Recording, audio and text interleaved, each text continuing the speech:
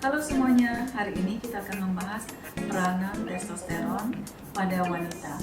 Testosteron adalah salah satu jenis hormon yang ditemukan banyak pada laki-laki, namun hanya sebagian kecil pada wanita, dan kita akan bahas peranannya satu persatu.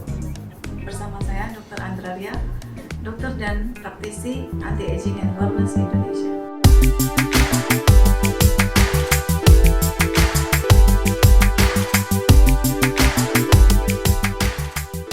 Testosteron pada laki-laki sebagian besar diproduksi di organ testis, sedangkan pada wanita testosteron dapat diproduksi di kelenjar atau sel indung telur, kemudian di kelenjar adrenal, sel kulit maupun sel lemak.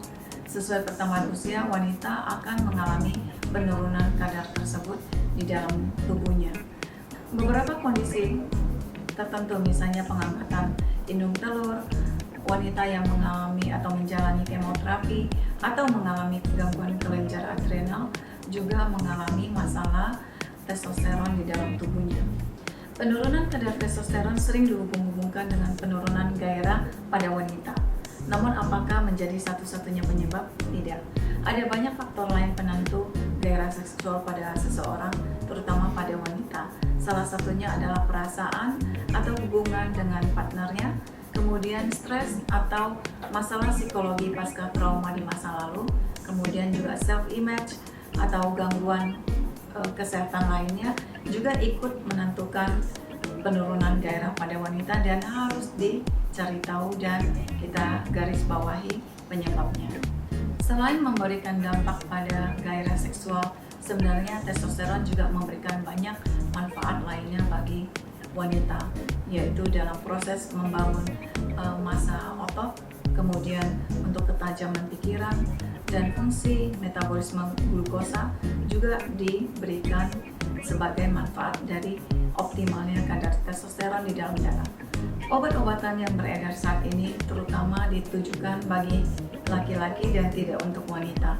Jadi untuk terapi testosteron biasanya wanita memerlukan preskripsi dari dokter yang berpengalaman, kemudian akan diresepkan sesuai dengan dosis yang diperlukan. Kemudian kita ketahui bahwa bentuk yang available saat ini lebih banyak adalah dalam bentuk krim atau gel untuk wanita, sedangkan bentuk dalam sediaan pil atau suntikan lebih banyak diutamakan masih untuk laki-laki. Pemberian testosteron pada wanita pun harus selalu dipantau dan dimonitor secara ketat, karena kita tidak ingin terjadi lonjakan jumlah testosteron yang berlebih pada wanita. Apa yang terjadi yang perlu kita ketahui? 1. Testosteron dapat mempengaruhi timbulnya rambut-rambut yang tidak diinginkan. Bayangkan kalau wanita tiba-tiba tumbuh kumis atau tiba-tiba tumbuh jenggot. Pasti side effect ini tidak kita inginkan. Walaupun ada banyak laser di mana-mana di skincare terapi yang bisa melakukan namanya hair remover. Tapi kita perlu waspadain adanya tumbuhnya rambut-rambut tersebut.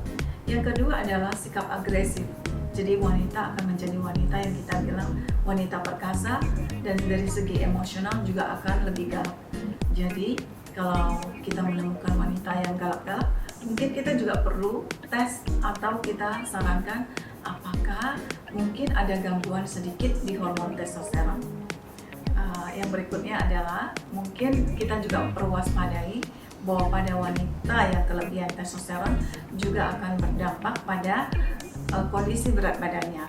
Segala sesuatu yang berlebihan pasti tidak baik bagi tubuh. Jadi kita harus selalu mencari level yang optimal dan level yang normal di dalam tubuh yang perlu kita maintain atau kita pertahankan. Dan yang terakhir juga yang perlu kita waspadain pada wanita dengan jumlah jerawat yang tidak bisa terkontrol, mungkin ada baiknya kita periksa juga kadar testosteron apakah ada lonjakan yang tidak normal. Karena bila mana kita telah memberikan terapi yang maksimal dan optimal untuk kasus-kasus jerawat namun tidak bisa disembuhkan, perlu kita waspadain atau kita cari tahu apakah ada unsur karena imbalance dari testosteron. Tentu saja terapi jerawat sangat mudah dilakukan dan tidak susah untuk disembuhkan. Dengan terapi simpel yang sederhana, bila diikutin dalam waktu biasanya seminggu 2 minggu, sudah akan mulai menimbulkan dampak yang sangat positif. Perhatikan step-step pembersihan wajah, kemudian step-step untuk penggunaan home care, dan cara merawat diri secara benar di rumah masing-masing. Namun, pasien tentu saja harus kita bantu untuk cari tahu apakah memang ada efek lainnya yang memperburuk progres perjalanan aknenya atau tidak. Topik kita berikutnya, kita akan bahas mengenai testosteron pada pria, dan kemudian kita akan lanjut pada penanganan jerawat pada orang-orang dengan jerawat yang berkepanjangan. Terima kasih teman-teman sudah menyaksikan video ini sampai akhir. Silakan tinggalkan komen untuk kita bahas bersama, atau bila ada yang ingin membicarakan secara private, bisa kirimkan email atau pesan appointment ke dalam kontak kita setelah video ini. Sampai jumpa di pertemuan berikutnya. Jangan lupa like dan subscribe-nya, kemudian tekan lonceng bila ingin notifikasi untuk video berikutnya. Bersama saya Dr. Andra Lia, Dokter Anti-Aging and Wellness